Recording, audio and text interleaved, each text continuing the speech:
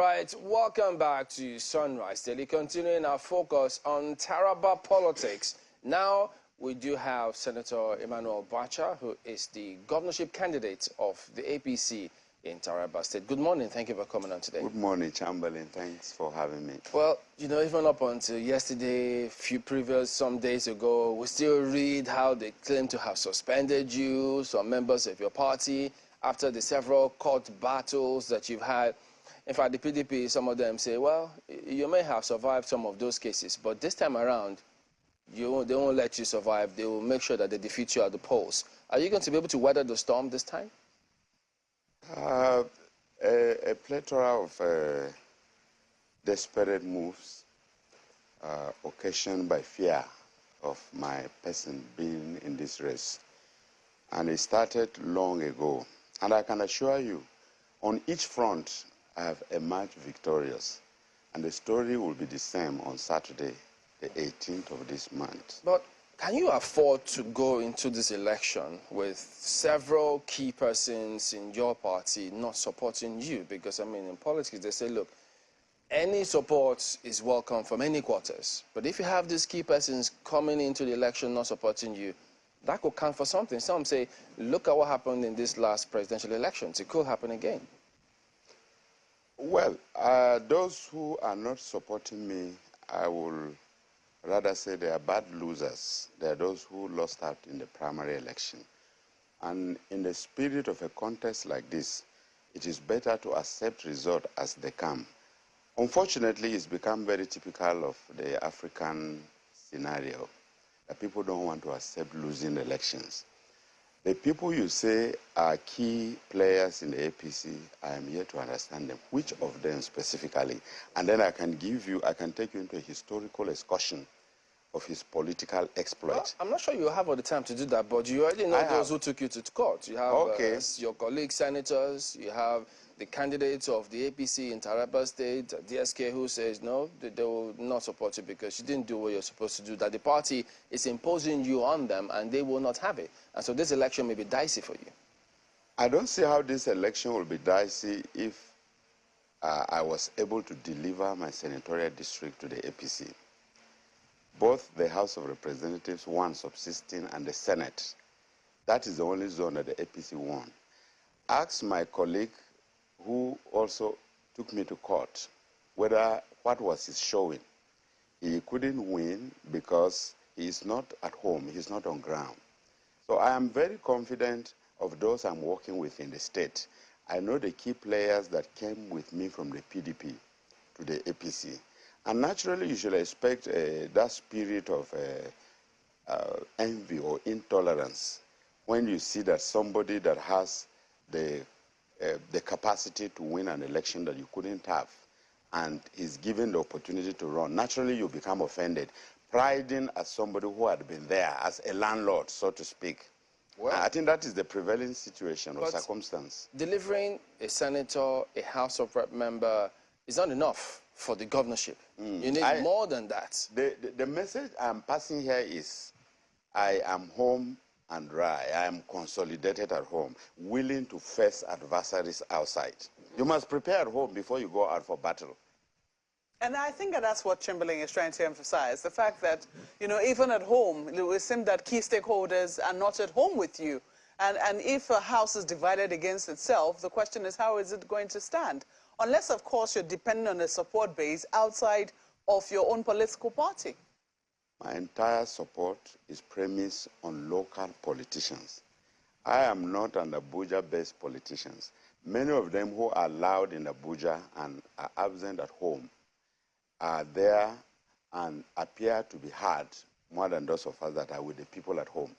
So what we do at home is to reach out to the people. The people are tired, in the APC in particular, the electorate, they are tired of being in opposition. But a few of the allies, not all, because significant number of them are with me, a few of them who want to bargain with the people's right to go and look for political appointment. They want to be on the ballot, and they know they will lose. So when they lose, they will come back to Abuja and look for a ministerial appointment. That is what most of them do. So it's not as if a house divided against itself. the fences had been mended. We are moving on. But there are a few threats. We saw you on television the other day alongside other candidates, you know, complaining that the Christian Association of Nigeria in Taraba State has endorsed the candidacy of the PDP. Is that correct? I'm just wondering, you know, looking at the dynamics. You heard so. We saw you on TV. Wasn't that you? Looking at the dynamics in Taraba State and how also, you know, I don't want to say whether it is sadly or happily, religion plays a huge role in the politics of Taraba. That certainly gave you cause for concern, didn't it? It didn't give me cause for concern because I know the officials who appended a signature in that letter were not speaking the minds of Christians in Taraba State. Number one. And number two, I want to stress a point that I'm not a candidate of any religion in Taraba State. The main core, the core reason why I came to this contest was to unite the people of Taraba State. As I speak with you, the Muslims have their own candidate. So the CAN, which is an umbrella organization of Christians, said they're endorsing the PDP candidate. The people, both Christians and Muslims, have me as their candidate. I'm talking of the people now, not officials. Now, when you have a rotten head and the body is still strong, they are struggling to leave that head and come and identify with their choice. Because the CAN chairman, Taraba State CAN chairman, who heads my denominational church, met me and said that statement was made in error. He didn't sign it personally, because that is the head of my denominational church. Did you say it publicly? He told me. I cannot lie. I'm speaking on national television. Are you following? So what do you mean by rotten head? What head is rotten then? Yeah. The leadership of the CAN there didn't work with the people. Several clusters of the Christian Association came out to refute that and said, no, that is not our position. That is not. Over 80 pastors came to Jalingo and addressed press conference and different other sectors of Christian unit in the state. Was that before or after you did your press conference? That was after our press conference. That was after our press conference. Because the three of us, myself, Danladi Baido, and Senator Joel Ikenya, were all in agreement that that was done in error. And what the state needs now is a cohesive state, a united front, both Christians and Muslims to coexist together. By the time you sort out one person, this is a candidate for Christian, this is a candidate for Muslim, you will be intensifying the cleavage. And that is what we are running away from. We want to be united. What people are crying for is development of infrastructure, not religionists. No. I have said to people in my campaigns that I'm a candidate of God. I'm not a candidate of religious politicians.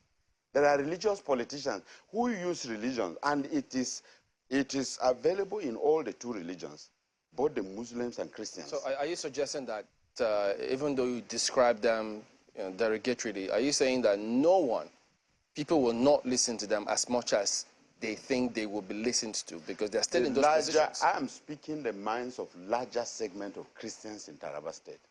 They are opposed to that decision because it will further divide the church. They made that endorsement in 2015, and people are mourning now. The people are saying, no, don't take us that way again. This is what we did in 2015, and look at the state of affairs in Taraba State now. Everything has fallen apart. I'm just wondering, you know, Taraba ought to be a haven for, I mean, when people think about Taraba, for those who, you know, have heard or read about Taraba, they know about Mambila the Mambila Hills. They've also heard about Mambila Hydro Dam, which we hear from time to time in the federal government budget. They're supposed to bring on a hydropower project, you know, from the Mambila Hills. They think of the fact that that place could be a tourist haven, an agriculture haven, yet it's still struggling to meet the potential that, you know, God has endowed it with in terms of natural resources that it's been blessed with.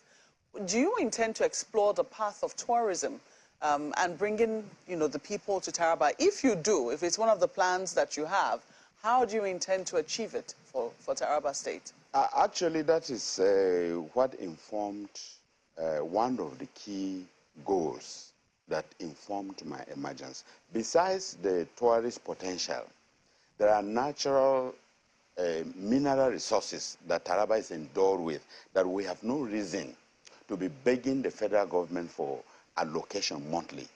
Now, this needs to be done through partnership with investors outside of the shores of this country. And this has been lacking because there is no honesty or transparency in governance. What we seek to do is to ensure that there is honesty and transparency in governance, a zero tolerance for corruption. What do you mean honesty and transparency? How do you intend to bring that about? How we want to do that, nothing will be done under the wraps. If a government is embarking on a particular project, everything should be kept open. If a government is borrowing money for development, we should know how that money is channeled for development.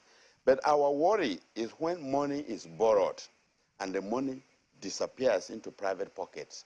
This is the biggest challenge we have in this country and in my state. So this is your biggest criticism against the governor who's currently there now, but you have been a member of his party for, you know, up until just last year. That criticism never came from you. That is what informed my departure from the party. I tried to counsel against such, but I was seen as a rebel, so I had to leave.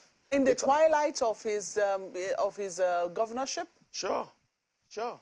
Isn't that more about you not about to get the ticket? That's why you left? Get which ticket? Of governorship? Of the yes, of the PDP. But I've gotten it, and I'm going to win by the grace of God. No, you've gotten out of the APC. Yes, I got it out of the APC. You don't expect something good to come from there when there is no righteousness. So that is why I'm telling you that we try to counsel against unrighteousness. But we were seen as opposition element in the party, a party that I toiled to build. You say you make a lot of things open. Will that include making open security votes if you win? Sure. What is wrong about telling people what is your security vote? These are things that people hide in this country, and things are growing from bad to worst. No, not just telling the people how much it is, but how you spend it as well. Sure. So if you ask, the Freedom of Information Bill that we passed is intended to achieve purposes like this. So if you inquire of how security vote is spent, I will tell you. How do you plan to convince the people of Taraba, some of them who have the impression that the government at the center, the APC-led government, hasn't done well in Taraba, particularly concerning security, especially when they remember the comments of General T.Y. Danjuma about security? How would you convince such people? Well, let me tell you, security challenge is a national challenge. We know it very well. There is no part of this country that is not faced with that challenge. But this is not an excuse for us not to tackle the problem. If I may even say, it is a global phenomenon now. And why? Because the world has left God.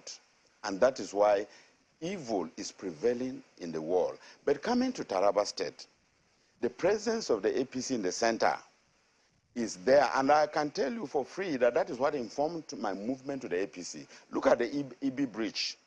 That is the project we have clamored for long. And the APC government at the center awarded that contract. That project is ongoing. If that bridge is built and completed, it connects Taraba State to the center, to the southeast, to the southwest, and virtually all parts of Nigeria. That is a great opportunity that will open up economic activities. In other words, you're saying that the APC hasn't done well in security? Has it been so even from the PDP? Didn't it start with us in the PDP? The Boko Haram that started, they gave it different coloration. And the APC came and made this crisis on ground. So that is why I'm telling you that it is a global phenomenon. It's a national problem. So you cannot identify this problem with a political party. Well, wouldn't they trust a former, a retired lieutenant colonel to be able to handle the problems of security more than they will trust you to be able to do it?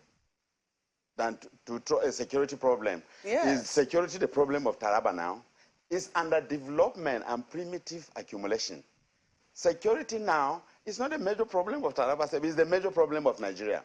It's not the major Taraba problem of Taraba State. The problem of Taraba State is poverty occasioned by primitive stealing. That is the problem of Taraba State now. It's not which insecurity in Taraba State. The basic problem in Taraba State is poverty that is biting hard on everybody. But how do you improve the economy if it's not secure? That is why I'm telling you that the major problem is not security in Taraba State. Security is a major problem in Nigeria, but in Taraba, it's poverty and want occasioned by primitive accumulation and stealing. Yeah, but you say you plan to bring investment to Taraba. Yes. If the state is not secure, you cannot bring the investment. I think we are speaking different in Chamberlain. I told you that security, as we speak now, is not a major problem in Taraba State. It's a major problem in Nigeria. Taraba, of course, a flashpoint, but it is not biting as other places. What worries the common Taraba man is poverty. Pensions, salaries are not paid. All these are issues at stake that has worried the people. Now, if somebody is not paid, it will give rise to some other crime that will have been curtailed, you know. Now, take for instance, kidnapping, for example.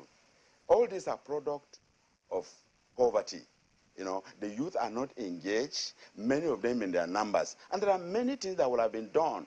You know, promotion of growth of small-scale industries, you know, private investment and all that. Not everybody's eye is on government money. Now, if these things are not addressed, you should expect reaction, fallback effect.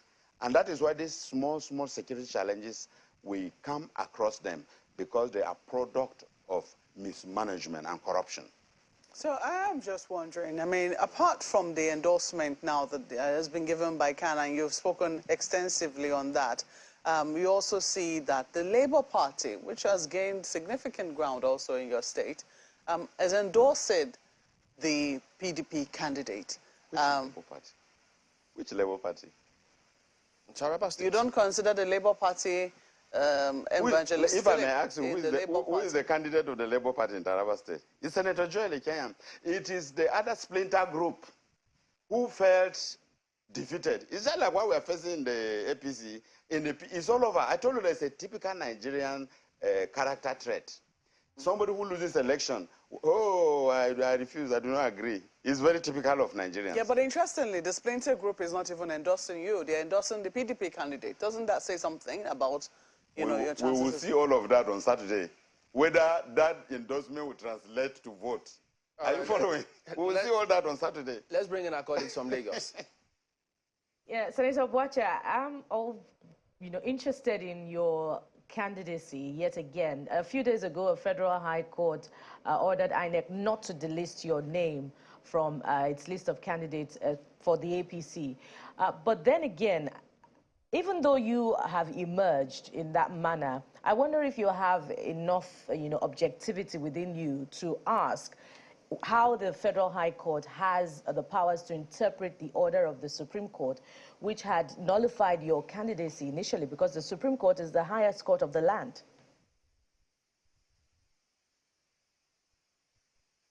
Thank you for that question. This affords me opportunity to educate people about what the Federal High Court in the judgment clearly stated it was not interpreting the judgment of the Supreme Court. At no point did the Supreme Court say I was not fit to contest. What the Supreme Court did was to uphold the judgment of the trial court, which gave a consequential order that there should be a rerun. And that consequential order had not been challenged and set aside by the apex court. What the apex court set aside, and some curious and armchair lawyers are carrying about, is that what they call otious, which was a reference to the demands of the appellant, who said he should be paid 1 billion naira and he should be paid the money for his forms because he was not involved in the election. So the court didn't grant that, and the court said we should go back and do a rerun. This is what we did. But the people are running with false information. The Federal High Court said, look, this candidate is still the candidate because the rerun was conducted and then he emerged. And nobody challenged that rerun.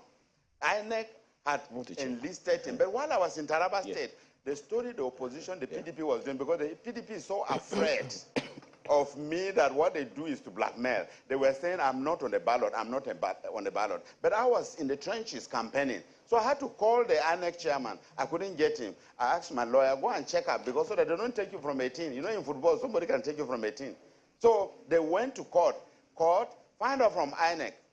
And the INEC chairman called me, Professor Mahmoud Yakubu, and said, you took us to court, what happened, distinguished senator? I said, I couldn't get you, but I was afraid. They're telling me I'm not on the ballot. What happened? He said, how could you allow yourself to be deceived by ignorant people like that? Your name is on the ballot, so why should you even go to court? I said, okay, in that case, let your lawyer tell the court that nobody delisted me. And the lawyer did in the Federal High Court. And the court now said, if you have not delisted his name, don't tamper with his name, because it's a product of a rerun election that was affirmed by the Supreme Court. And the public must be educated about this, because that judgment was not interpreting the Supreme Court judgment. No. It was to ensure that what the Supreme Court wanted done had been done, and it shouldn't be tampered with. Okay, thank you for that clarification. But then again, even that primary that was reconducted is still being disputed by members of your party. But let's make progress, Senator Bwacha. It's a tricky one. Your party has made so much investment on you, even with the appeal, with the High Court judgment that has affirmed you, ordering INEC not to delist your name.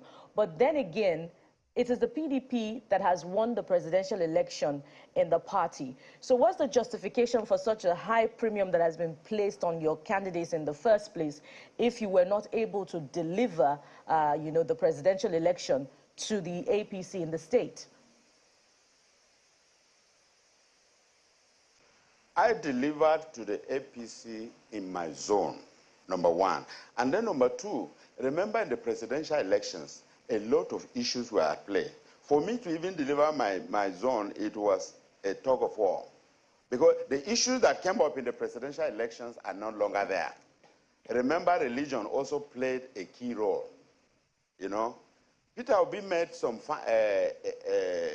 inroad into Taraba State because of religion. We tried also to let the people know that this election is not about religion. But you know, being an opium of the people, it became a difficult task. So that the issues that were at stake are no longer there now. But the APC made a significant showing. Nobody gave the APC a chance in Taraba State, given the issues at play. But we try to create the difference and educate the people that, look, this matter is not about religion. It's about winning this election. It appears a tricky contest still for the APC, even for the PDP in the state, because the candidacy of the PDP candidate was disputed, just as yours was disputed.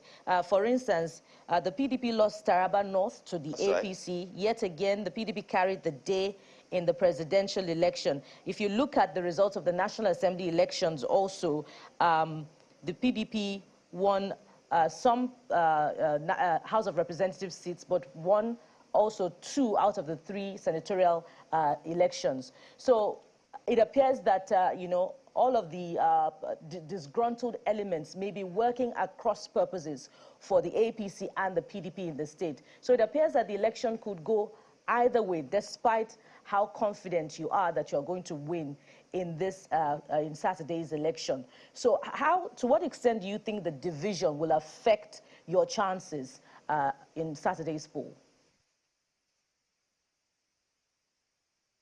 Well, what I've tried to prove is the person who took me to court from my zone at least has seen that I've been able to assert my presence in the South by the grace of God.